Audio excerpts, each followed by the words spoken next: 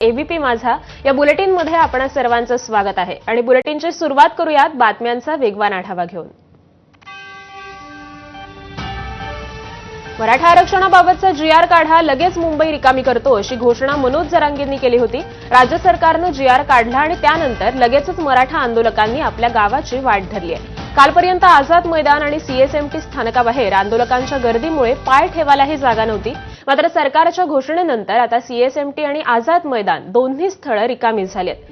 मुंबई महापालिकेकडून रात्रभर स्वच्छता मोहीम हाती घेण्यात आली, तर सीएसएमटी चौक देखील रिकामा झालाय। याशिवाय सीएसएमटी स्थानकात देखील आज मराठा आंदोलक दिसत नाहीयेत।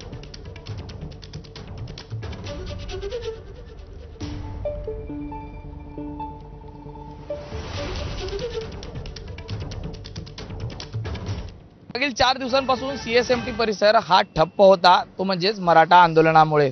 हे ते रस्ते आहेत ज्या ठिकाणी कालपर्यंत पाय ठेवायला ही जागा नव्हती सर्वसामान्यांना। वाहतूक तर सोडात, या ठिकाणी येणारी संपूर्ण रस्ते हे वाहतुकीसाठी बंद करण्यात आले होते, कारण ह्या सर्व रस्त्यांवरती मराठा आंदोलक हे आपल्याला मोठ्या प्रमाणात रस्त्यावरती उतरलेले पाहायला मिळाले।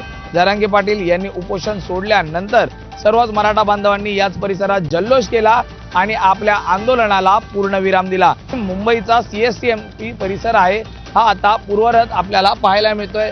वाहनं जी बंद झाली होती सर्वच मार्ग आता ओपन करण्यात आलेले आहेत, त्यामुळे सीएसएमटी परिसराला आता जे जुनं स्वरूप आहे हे पुन्हा आलेलं पाहायला मिळतंय। मराठा आरक्षणाचं एक मोठं आव्हान सरकार समोर आलेलं होतं, जे काल यशस्वीरित्या सरकारने त्याला न्याय देत या मराठा बांधवांची समजूत काढत त्यांना या ठिकाणी पुन्हा ते आज गेल्याचंच पाहायला मिळतंय। त्यामुळे सीएसएमटी परिसरात जो पहिल्यासारखा होता तो आता पुन्हा दिसू लागलेला आहे।